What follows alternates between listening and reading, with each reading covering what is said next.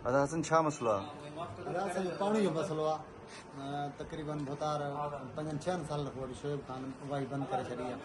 ठेकेदार हिमत शर उन जे चवण ते काफ़ी चकर असां भुतार वटि विया आहियूं, पर इंसाफ़ कोन थो करे। भुतार शहरियार खान वटि दाई विया आहियूं ऐं असांजो मसइलो हल कर। शहरियार खान खे बि ठेला दिलासा ॾिए थो पियो, भुतार मने कोन थो। हाणे असांखे मारण जूं धमकियूं ॾिए थो, तव्हांखे माराईंदुमि, पुलिस सां तबाह कराईंदुमि, केरु ॾिए थो?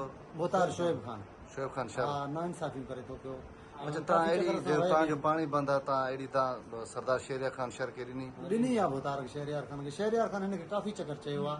शहरियार ख़ान सचो इंसान आहे, उहो दिलों कोशिशि करे चए थो पियो, पर हीउ मञण लाइ तयारु कोन्हे। हीउ ठेकेदारनि जे चवण ते आहे की तव्हां हिनखे वाही न खटणु ॾियो, छो वाही असांखे खटणु ॾियनि था त हुननि जो पंहिंजो पाणी पूरो नथो पए। असांजो बि ज़ाती पाणी आहे, उहो असां चोर न आहियूं, डिफॉल्टर न आहियूं जो असांजो पाणी बंदि कयो वियो आहे। उन ठेकेदार वटि तक़रीबन 200-300 एकड़ बनी आहे, जेकी पंहिंजी बनी आहे, उनजो 7 घंटा पाणी आहे, पूरो पए कोन थो।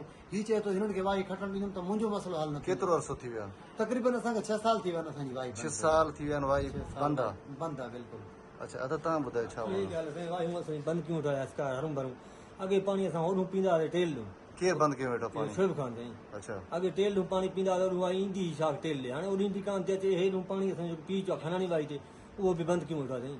पीअण बि कोन थियो। असां एकड़ विकड़ कंदा आहियूं जरम ते, जेको जरम ते रहियूं था, बसि कणिक बि जर ते, वाड़ बि जर ते। पाणी सही अचे ई कोन थिए, बंदि करे हिन पूरे छॾिया एकड़ में। अच्छा, हा साईं, केतिरो अरसो थी वियो आहे? इनखे 6 साल थी विया आहिनि, 7 साल ॻाल्हि चई बीठा आहियूं। हर दफ़े विया आहियूं घर, इहे आसरा ख़ाली, अॼु न फाज़िल, अॼु न फाज़िल, बसि।